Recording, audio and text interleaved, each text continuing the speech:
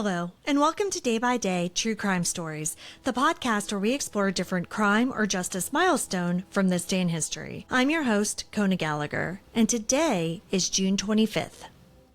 On this day in 1968, a suburban Detroit family enjoying a summer at their cottage in northern Michigan was massacred in a crime so brutal that it remains one of the state's most disturbing mysteries.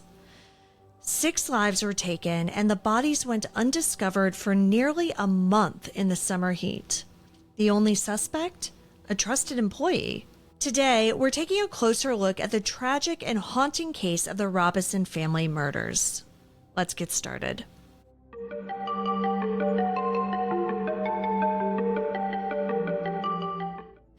The summer of 1968 was supposed to be peaceful for the Robison family. Richard and Shirley Robison, along with their 4 children, 19-year-old Richie, 16-year-old Gary, 12-year-old Randy, and 7-year-old Susan, had just settled into their cozy cottage near Goodhart, Michigan.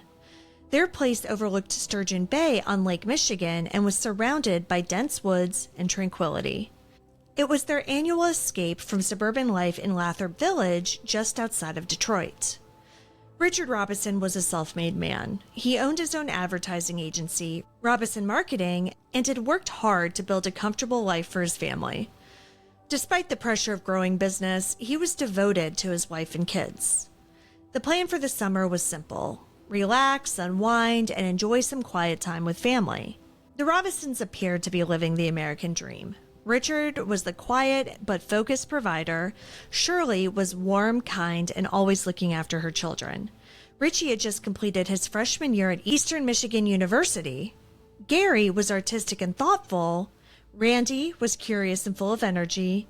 And Susan never strayed far from her mother's side.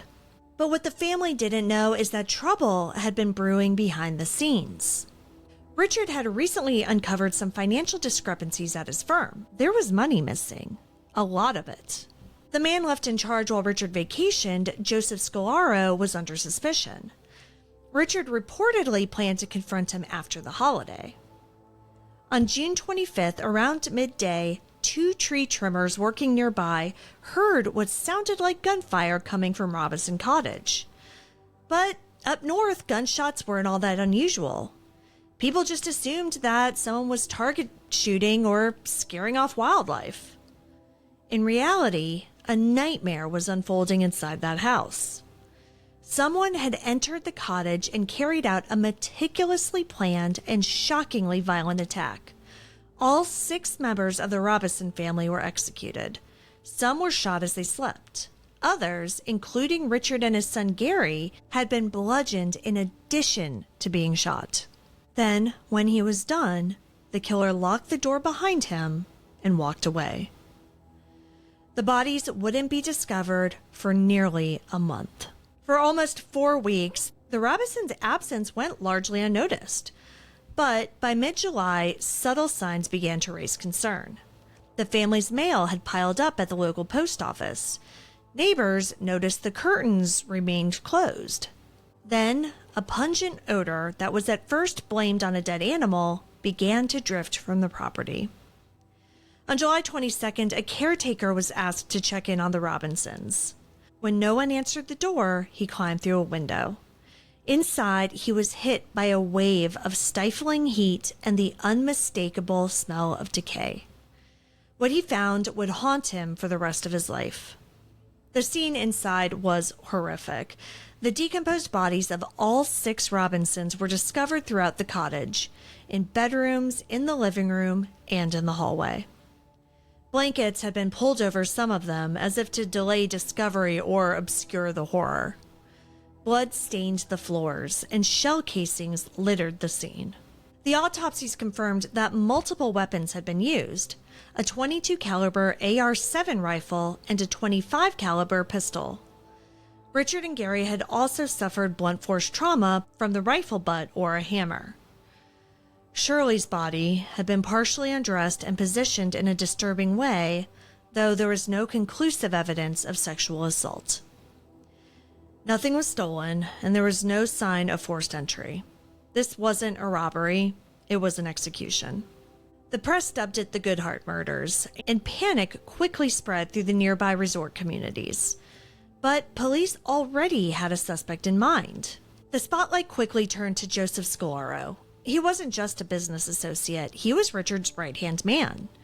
Scolaro had nearly complete control over Robison marketing while Richard was away. He was charming, articulate, and well-liked.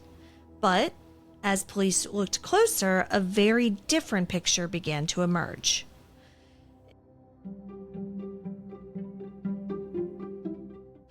Investigators found that more than $60,000 had gone missing from Robison's accounts, and most of it traced back to Scolaro. Just to put that in perspective, that would be over $500,000 in today's money. Richard had apparently uncovered the fraud and, according to friends, had planned to confront Scolaro after he returned from his vacation. When questioned, Scolaro claimed that he'd lost both his .22 caliber rifle and his .25 caliber pistol, conveniently the two calibers that had been used in the massacre. However, records showed that he had recently purchased ammunition for both weapons. Scolaro even took lie detector tests and failed every single one. But still, no charges were filed. Prosecutors either wanted the murder weapons or stronger physical evidence to ensure a conviction. They didn't want to risk a mistrial or an acquittal. Even though he had managed to escape arrest, Scolaro's life began to unravel. He became paranoid and withdrawn. He lost his business credibility and struggled financially. In March 1973, just before police were finally preparing to issue a warrant, Scolaro took his own life. In his suicide note, he admitted to embezzling money, but denied killing the Robison family. He wrote, quote, "I am a liar, a cheat, a phony, but I had nothing to do with the Robison murders," end quote. Investigators weren't buying it, though. The case was officially closed as solved with the death of the suspect. Despite the closure on paper, though, the case left behind a tangle of questions.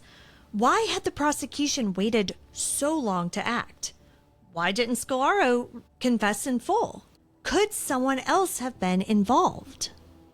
Rumors of contract killings and hidden enemies swirled, but no evidence ever emerged to support these theories. The nature of the murders, the brutal overkill, the attempt to stage a sexual assault, the decision to wipe out an entire family suggested something personal and deeply angry. If Scolaro did it just to cover up his embezzlement, why did he use such extreme violence? The cottage stood for years as a grim reminder of the massacre. Eventually, it was torn down and replaced, but those who knew the story say that the land still carries the weight of what happened there. In 2009, author Marty Link published When Evil Came to Goodhart, revisiting the case in detail and solidifying public belief in Scolaro's guilt. But for some, the lack of trial or confession leaves this case feeling incomplete. On June 25, 1968, a family vanished from the world, only to be rediscovered in the most tragic way imaginable. Their story continues to echo through time and serves as a reminder of how little we sometimes know about those we trust most. Thank you for joining me on today's episode of Day by Day True Crime Stories. If you found this episode compelling, please subscribe, rate, and review the podcast. It'll help us grow. And be sure to join me again tomorrow as we explore another significant event in true crime history. Until then, stay safe and remember that behind every headline is a life worth remembering. Day by Day, True Crime Stories is a Little Monster production.